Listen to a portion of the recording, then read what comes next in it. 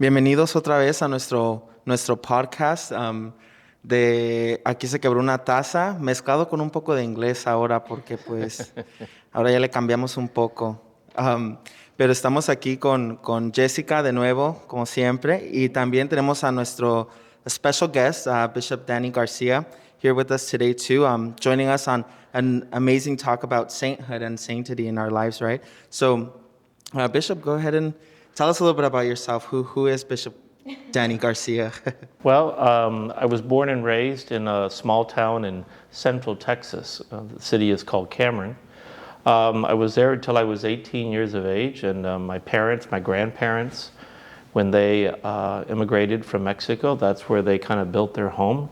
And so all of our family grew up there. I have 3 sisters. And then, eventually I went to college and did things like that. But that's what I would call home, Central Texas. When I entered the seminary, that part of Texas is what's called the Diocese of Austin. And so eventually when I entered the diocese, it would be in that central part. So if you look at the state of Texas, it's right in the middle of the heart. You have San Antonio, Austin, but right there. So I come here. I've been here 2 years now in Monterrey, and it's been a blessing and a joy. Thank you. So, since, like I mentioned before, our topic today is going to be about sainthood. So, on that topic, Jessica, ¿qué es tu santo favorito?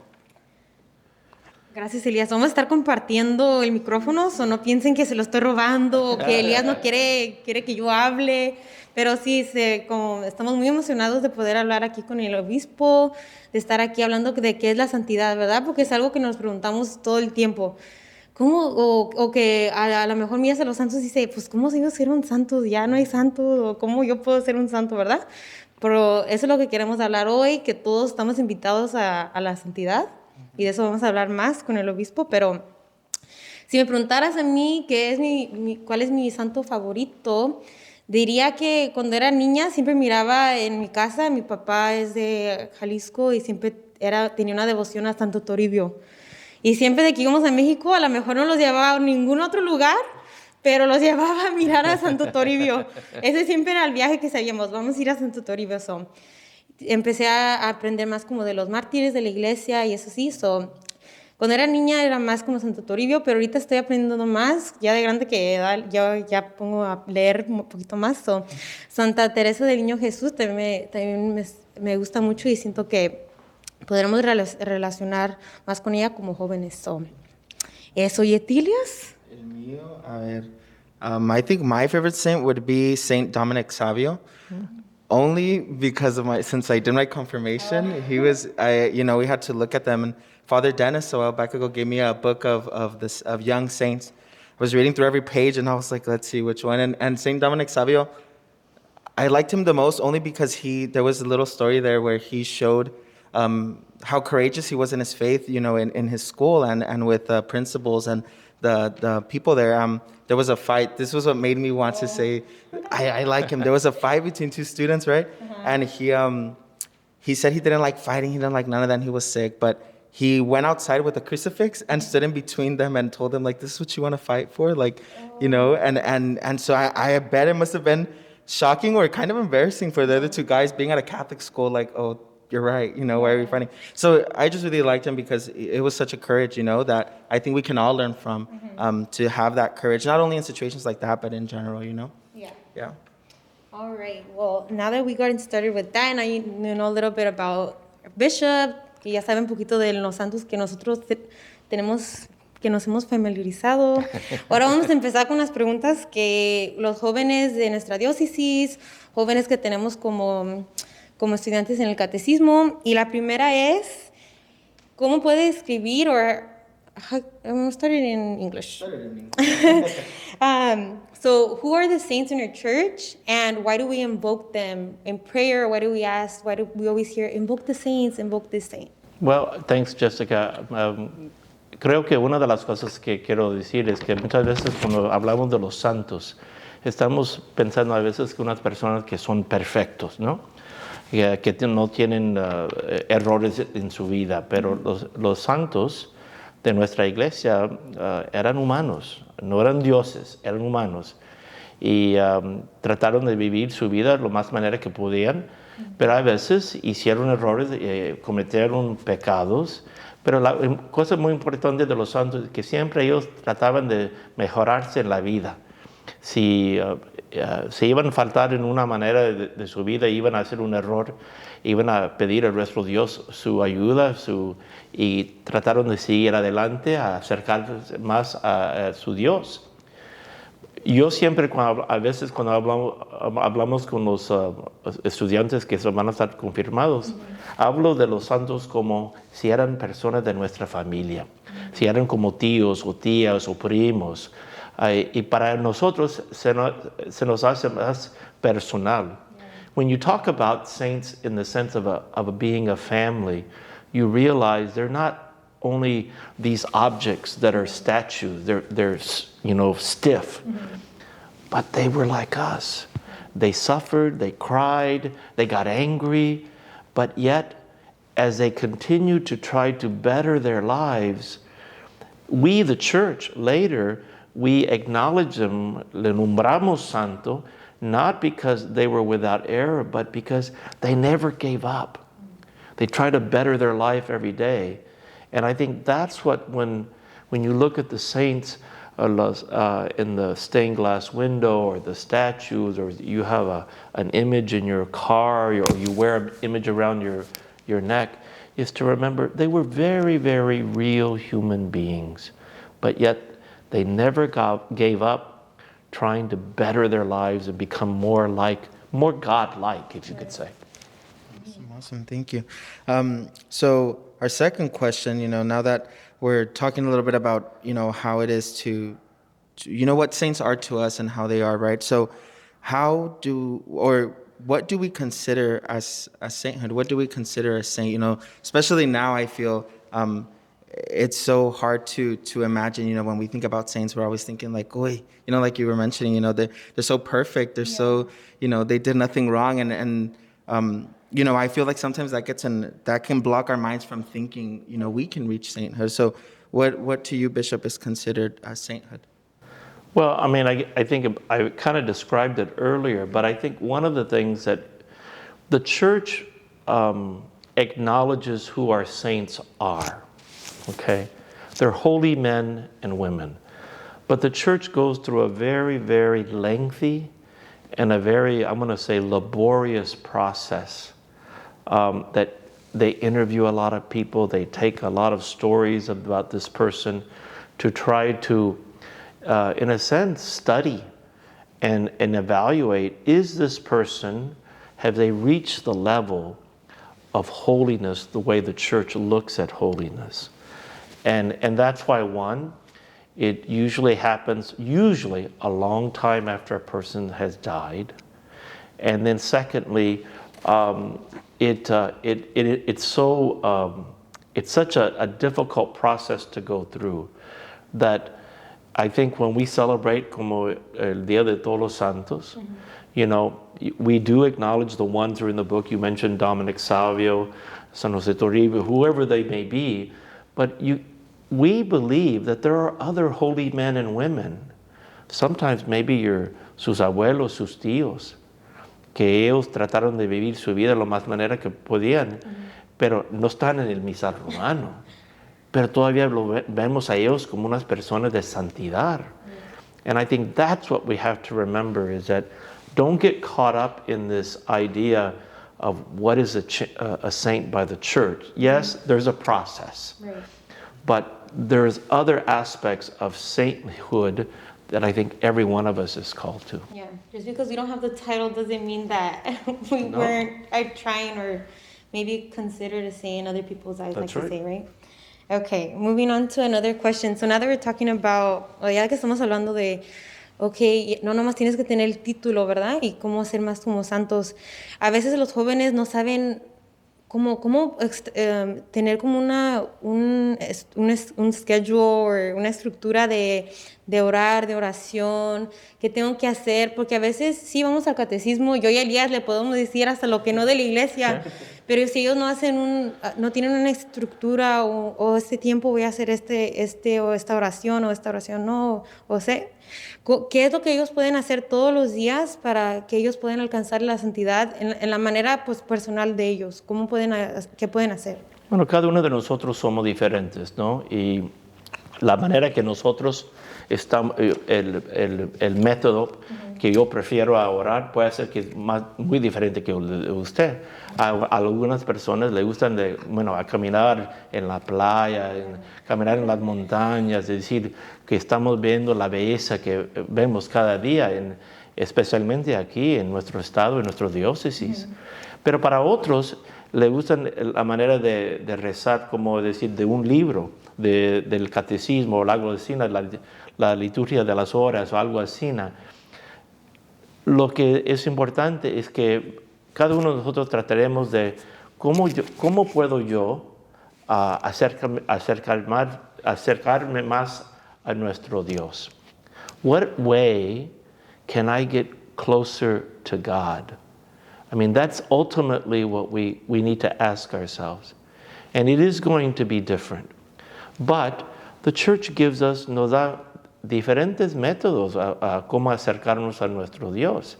Sí, podemos ir a misa, sí, podemos recibir los sacramentos, podemos tener nuestras horas de oración personal, podemos estar en adoración de la Eucaristía, pero también podemos hacer actos de caridad, ¿no?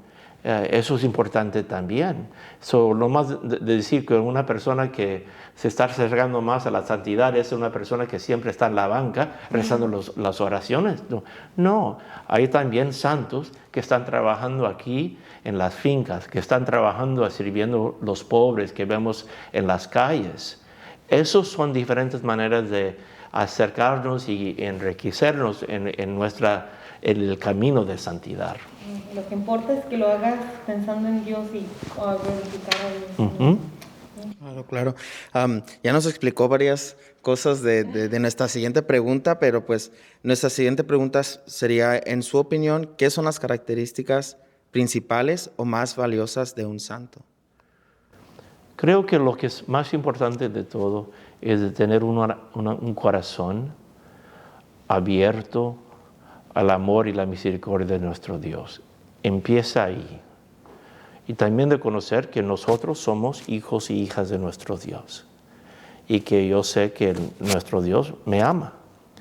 Y si yo estoy abierto a lo que el Señor me quiere dar cada día, en mi oración, en la manera que estoy viviendo la vida, creo que eso es cuando empiezas el camino de decir qué son las características. No es decir también que, uno no puede decir que es una persona que no hace errores, como dije antes, pero es una persona que trata de, si luchan de hacer algo, de mejorarse en su relación con sus papás o sus hermanos, pedir a nuestro Dios su ayuda y seguir adelante. As we say in English, if you fall down, get up and start over. That's the key, I think, in realms of saintliness, is that we're going to fall. Because why? Porque somos humanos.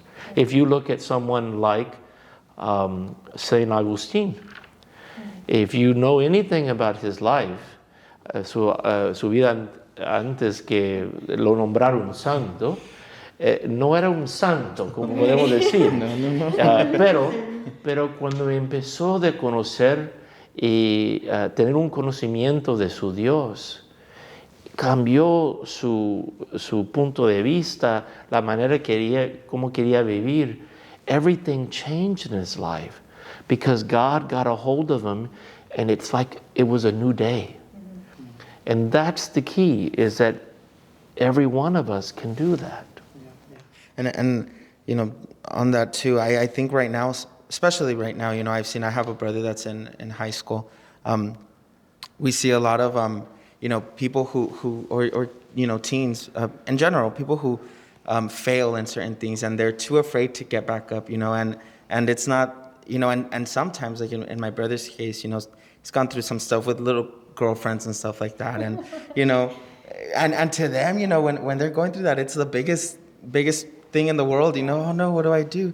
And my brother, even though, we're a good Catholic family, go to mass and all that good stuff, but my brother, was missing that part, that he can get up and trust in God to do these things. And I think right now it's I would say an issue, that they try to get up, but on their own accord, on their own help. And it's like, hey, my brother, sometimes I'm playing Christian music when I'm taking the shower, when I'm in my room cleaning, and sometimes he'll come up to my room and be like, hey, I like that song. I'm like, yeah, listen to it. Instead of listening to corridos in the room, all super heartbroken. And I'm like, no. Get something that's going to help you get out of this, not something that's going to just keep reminding you that you're in this, place.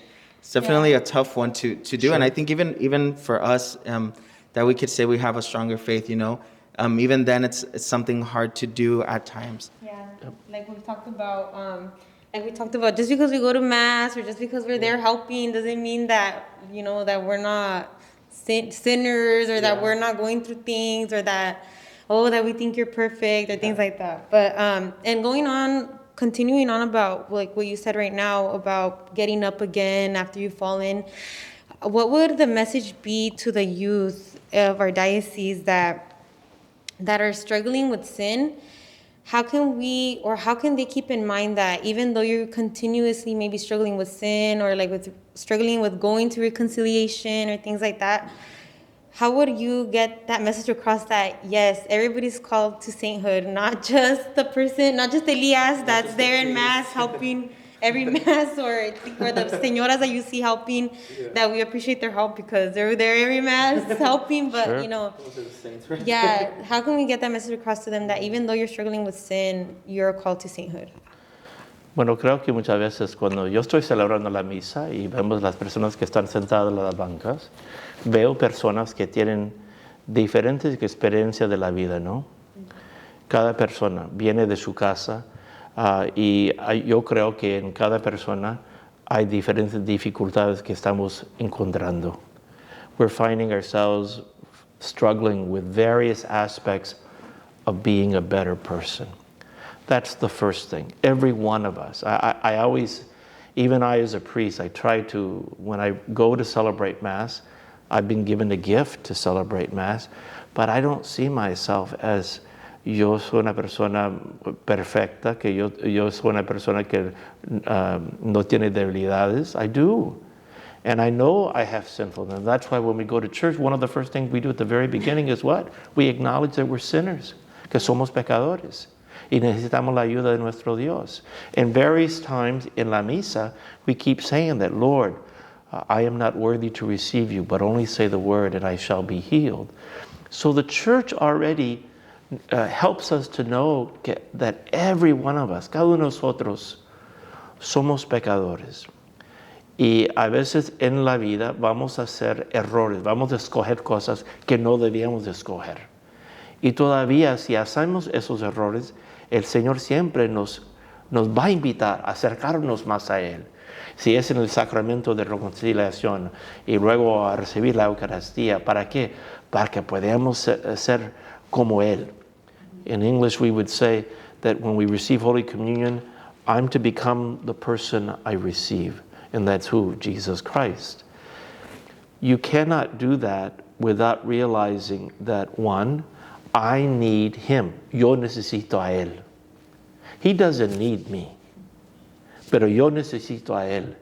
And so if I'm willing to come con una humildad, with a humility, to say, I'm not perfect, I need Him, I need God, and I'm willing to open my heart to Him, I believe that He's going to help every one of us.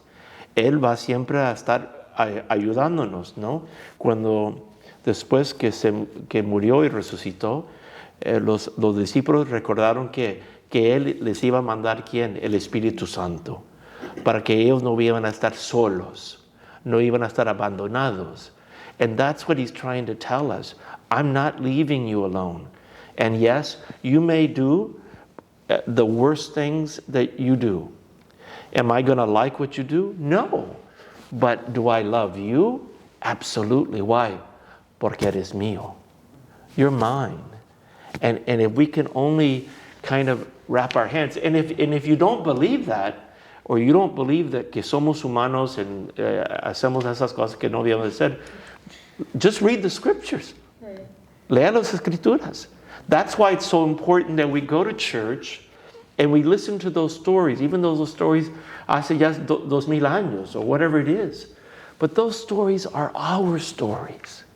And many times cuando yo estoy leyendo el Evangelio o las lecturas, yo puedo ver que, bueno, yo soy esa persona que necesita la misericordia de nuestro Dios. And that's what I hope que nuestros jóvenes de la juventud reconocen, que nosotros no somos diferentes que esas personas de las Escrituras. We're very much like them. Right. Now that you mentioned that about Jesus' mercy and God's mercy, it reminds me of another saint that I actually saw the movie that they came out of Saint Faustina.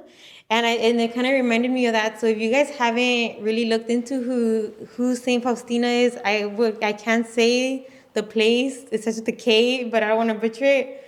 Kowalska? Can't say it. Kowalska? Yeah. Right there. There we go. I'm like, I don't want to butcher it, but yeah. So, and when you pray the Divine Mercy Chaplet at 3, if you guys never heard of it, look into it a little bit, because that's exactly what our Bishop Daniel Garcia is talking about, like looking and realizing that God has all this mercy to give us, and all we have to do is, like how he said, just receive it, just go to reconciliation and be there with him, ask for forgiveness, because at the end of the day, like he said, we're all invited to sainthood. So finishing off that thought, and let me give it to my co-host here, Elias. Yes, thank you.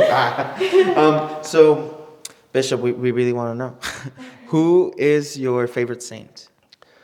I thought about that, and I thought, do I have really one?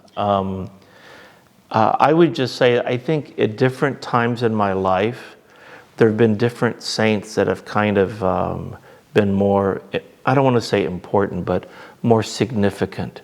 They kind of maybe came to mind more so. And I would say one that I always thought was a saint, as I was going through my early days as a seminarian, when I really kind of, I want to say, began to draw closer to the church, maybe one might say. And then certainly then after I got ordained, he wasn't a saint at the time, but he's now is a saint, is Saint Oscar Romero. So the bishop there in El Salvador. And and that's, I always admired his life of what he tried to live and how he tried to help his people, who were predominantly all poor, but yet he had to serve everyone, those who were in the military and those who weren't, the simple farmers. And yet, and ultimately what did he do? He was a martyr. He gave up his life for the church, for his people. Now, his life was in some ways, some might say, very controversial, because he wasn't, again, we talked about sainthood earlier, the person that's, the little, like a statue. Well, he wasn't like that. He was a good man. He was a good priest. But it wasn't until he began to see the sufferings, empezó de ver los sufrimientos de su gente, los gritos, cuando ellos estaban empezando de ver que sus hijos empezaron a estar, eran desaparecidos. And then he began to say, what am I doing? What am I doing as a bishop to help my people? And so he began to challenge the status quo, the military, and the people that were wealthy. People didn't want to hear that story. And so, he ultimately died. And today, we do see him as a saint, a martyr of the church. And so I've always admired, for me, can I have that kind of courage? When I see some kind of injustice, Cuando yo veo algo, una injusticia en nuestro mundo, a ver si yo tengo de veras el ánimo de proclamar y decir, mira, esto no podemos seguir así. Y en nuestro mundo aquí pronto estamos viendo todos los eventos del racismo, ¿no? Y lleva bastante para hablar, a tener una voz en nuestro mundo. So I think that's a person that I would look to as alguien que yo siempre estoy pidiendo su ayuda. Awesome. Yeah, he was a really good saint person. Yeah, we read about his story once in our catechism. It was in our little pamphlets before. He was too. It was really cool. The kids loved the story of what was his name? Oscar Romero. Yeah, I would just say, if any of you have never ever seen the movie Romero, I have if you have never seen the movie, you need. The main actor is Raúl Julia, I believe, and you need to watch it. It brings to light a person who is not 200 years ago, but pretty recent. Yeah, And awesome. it's a very powerful movie. 2 movie recommendations. 2 movies. Yep. Something to do. Yes, for the week, the month. Yeah.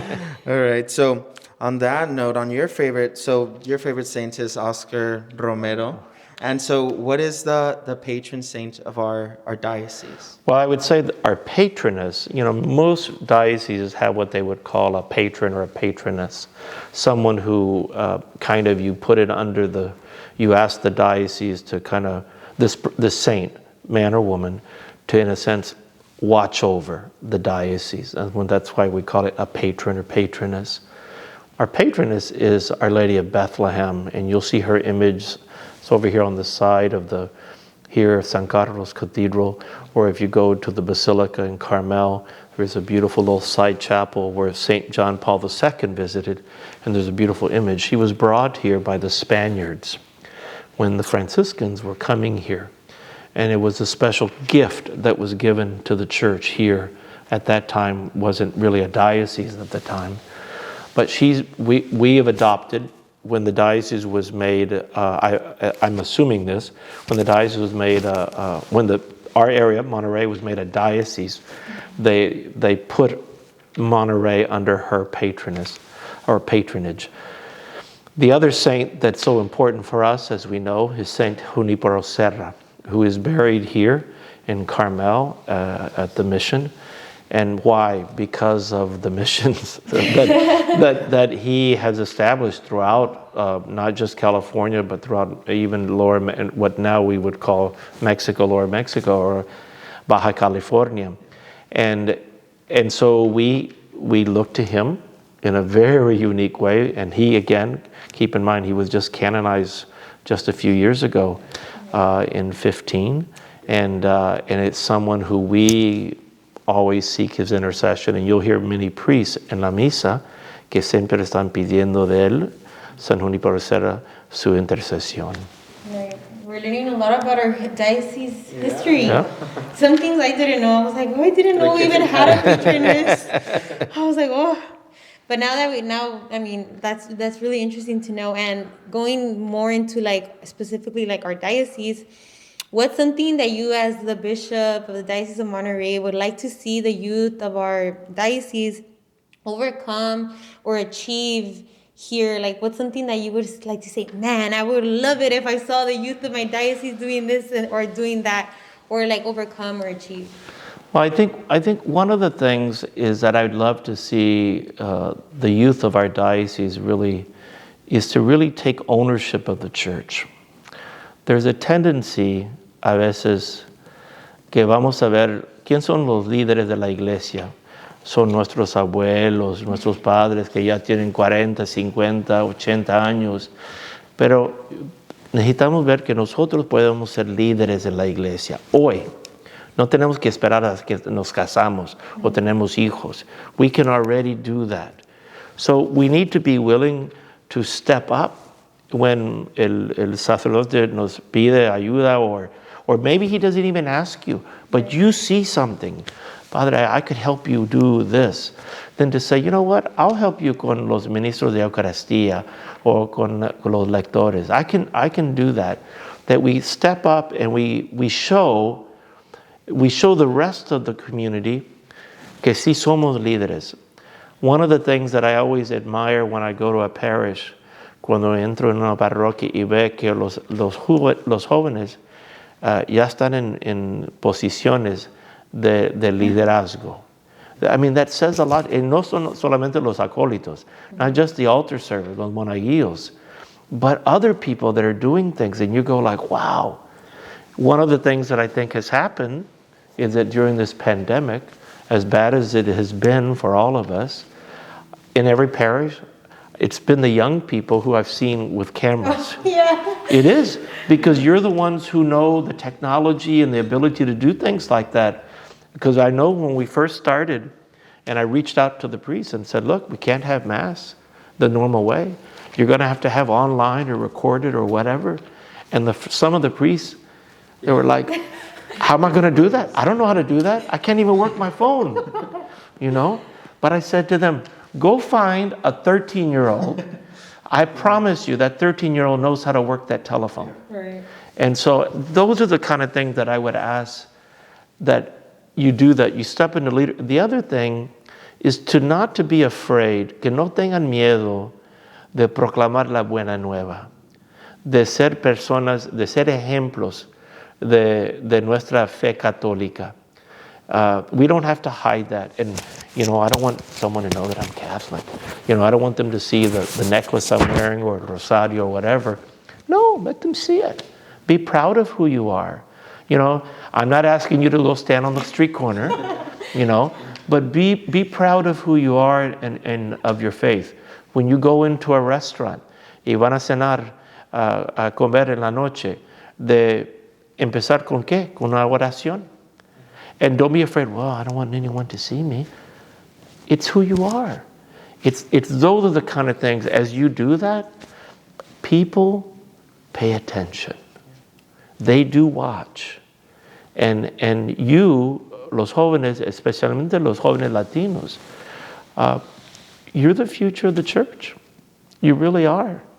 I mean, I was just talking to a deacon yesterday, and he said, in the latest statistics, they think, and it's pretty much there, that the church in the United States is well over 50% Hispanos.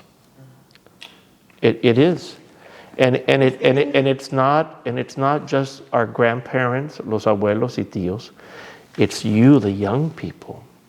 And that's why you have to kind of step in and don't be afraid of that. Right. I think it's something really key that you talked about, like not being afraid. We just talked about this in my catechism class last weekend. Like I was telling them, a lot of the students that are going to get confirmed, not a lot of them, but now they're a little younger, but a lot of them are going off to college, and they're going to go off to college. And me as a college student, I remember getting in my first class and being like, whoa, like, what do you mean? Like, what do you mean that's how it happened? Or what do you mean? Or what are the ethics behind that? Or, or looking as a young person in today's world, like you were saying about like racism and things like that. You're kind of stuck in between, like, oh, like I want to stand with like the young people of the nation and stand up and go with the feminist movement and things like that. And it's okay. But think about who you are first. Like you were saying, are you a Catholic first? You can be a Catholic feminist, but you have to do your research, talk to people in your church, things like that, because you can make a movement as a young person.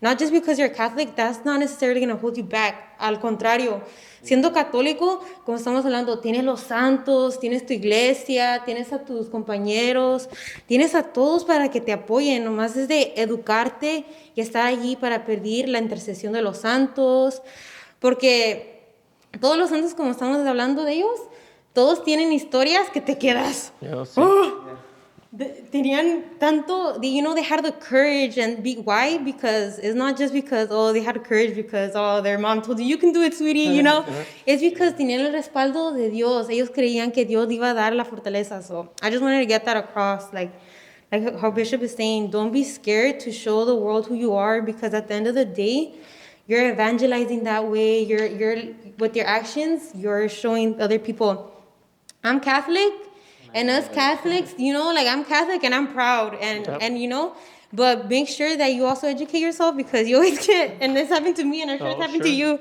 where they're like, oh, we might be in a work setting or in college. Oh, so do you guys believe in in heaven and hell, or in the purgatory? And then you're like, well, like, I haven't got to that part in my catechism, or things like that. So it's fine to go out of your way to do that. Yeah. And another question going into about going to mass and things like that, a lot of, well, in the pandemic, we saw, we couldn't go to mass. Mm-hmm. We couldn't be there in person. Unfortunately, we couldn't go to holy hours in person. And now that we're slowly but surely getting out of that stage in California, at least, what would you say to people, families, young people that are still kind of hesitant, or say like, oh, I can just watch the mass at home, like it's fine. They might be, and I want to be careful what I'm saying. It's just like, if you're well and able, you haven't had any, you're just well and able, but you're saying, oh man, like I'll just watch the mass at home. Like, what would you tell those people, or encourage them, or what's the right or wrong? Because a lot of us are confused. I would say first that I think you're right. I think a lot of us as priests and bishops are concerned that because we've moved over a year where we've had to find ways to offer Mass and not the normal way. Our normal way for offering Mass, a ofrecer la misa, is estar reunidos como una comunidad, ¿no? Somos una familia de fe. And then to be told, no, you can't get together, you got to be 6 foot apart, or you can only have 25% in your church, etc. And then for us as priests and bishops, we're figuring out, like, how do I do that? How do I do that? So, tenemos las misas afuera. We start live streaming them, which is a wonderful blessing. Because, and one of the things that I found, que hay un hambre para la Eucaristía. People are hungry for the Eucharist. And that's one of the things many of our people would write me all kinds of interesting letters durante la pandemia, and some of them very angry. Obispo, ¿cuándo vas a dejarnos para que podamos entrar a la iglesia otra vez? Well, the first thing is we have to be careful, because we have to be safe. We have to protect each other from this virus that has taken so many people of our families. And even if they haven't died, but they've been affected physically and emotionally. So, as we began to come back and the positivity rates go down and the hospitalizations go down, más vacunas, we're getting more vaccines, those are being distributed. More and more people are feeling safe, sienten una seguridad que pueden regresar a la misa, and they want to. And so I think little by little it's going to happen. It's not going to happen overnight. So I would encourage you as a family, especially, you're part of a family. You have to look at your own family to say, do I live by, is it just me and mis 3 hermanas and mis papás? Mm-hmm. O tengo un abuelo, tengo una tía que están viviendo ahí, ya tienen 80 años. So you got to be safe. If I go and if I come back and if I bring the virus back, what happens? So every family is going to have to look at that differently. I would say, and I would hope, that most people, if not all people, would be willing to go get the vaccine. It's not a guarantee that you're not going to get the virus, but it does help to lessen the possibility that you'll get seriously ill, okay, if not die. That being said, you have to let people make their own decisions. So if I'm a person, todavía tengo miedo, tengo ese temor de regresar a la misa, pero tenemos la opción de verlo en televisión, bueno, véalo. Look at it. But there will come a time when nosotros, we're going to have to say, vamos a parar las misas en la televisión. Tenemos que regresar. So again, you're going to have to look at that. Every person's going to have to look at that in their own way. It is wonderful you can do it, but it's not the same. No. It's not the same to get together a cantar, a escuchar las lecturas, a ver a nuestros queridos en la misa. It's so different. And that's what in the last couple of weeks that we've been seeing, I've been going to, visitando diferentes iglesias, you can see en la gente, en las caras, they're like, ya es tiempo. Ya es tiempo, ¿no? Gracias a Dios. Yeah. Oh my gosh, that's so great. I know. Shout out to all the young people that I've seen, like Gabe and Gonzalez. We see you going to all the masses, and I'm sure in Soledad and all the other churches, because it's true what you were saying. Yeah. There was a bit of a panic there for a second when we were like, or technical difficulties in the middle of the mass, and it's like you're saying, it's just like you're being there with the community. You're being there, seeing, the priest, just even feeling el ambiente. No, el ambiente de tu cocina, pues not the same. El ambiente de tu sala is not the same. Well, think about telling a Hispanic family, a una familia latina, decir, ustedes no pueden comer esta noche. Yeah. You can't eat. Eating is so important to us. Right? Every time we gather for any kind of celebration, vamos a comer. Well, the coming together a comer a la mesa de Dios, and to be told you can't do that, I mean, it's unbelievable. So you can see why people tienen esa ansiedad. I want to return, and so my hope is that keeps growing. You feel confident. You see things are happening good in the community, and little by little regresen. We'll be back. Hopefully. Well, starting to close it off here. Me and Elias, we're really thankful that you took time to, and we know even though it's a pandemic and everything's going on, we know that everybody is still working, everybody's still doing things. We know you're doing great things for our diocese, so we really want to give you thanks for taking the time to talk to us, to answer our questions. Right. And I know that a lot of the youth and that everybody that watches us in this video is going to benefit a lot. Be sure to follow us on Instagram at catholic.youth.mry. That's what we have to write it down because we don't want to butcher it. Because sometimes we don't know our own. But no, now we just want to pass it on to our bishop so he can give us some closing remarks. Great. I just want to say to all of you, the youth of our diocese and young people, young adults, it's great to be able to be here with Jessica and Elias today, just to be able to kind of have this conversation about our church and about our faith and what we believe in. Our church is so blessed with such a rich tradition. And I think that's one of the things that unfortunately sometimes, even though we get the classes of catechism when we're real young, as we keep growing, we stop. It's almost like, as I always tell them at confirmation, you haven't graduated. There's still so much to learn, even for us as adults. My hope is that you continue to find ways to connect with your parish, or if it's not your own parish, maybe it's the parish next door, or some friends of yours that go to a different Catholic parish and connect so that you can keep growing in your faith.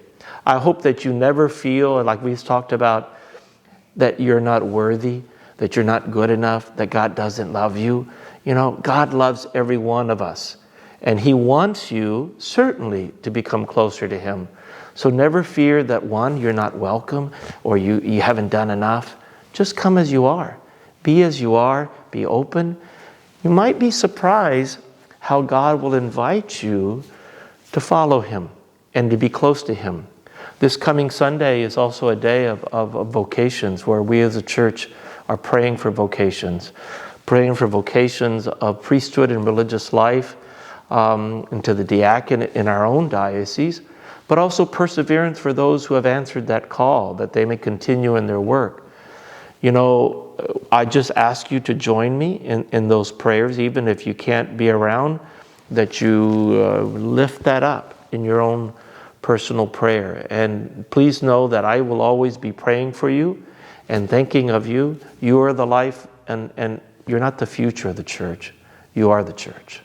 And I just want you to always realize that and know that. And please know that I look forward to seeing you in various celebrations, and know that my love and my care is always with you. So I want to offer you a simple blessing as we end this day. May the blessing of Almighty God in His good name always watch over you and take you under His care.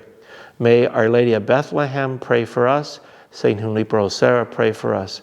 And may you always be able to sense that the Lord is calling you to be one with Him, as I bless you, the Father and the Son and the Holy Spirit. Thank you so much, and God bless you.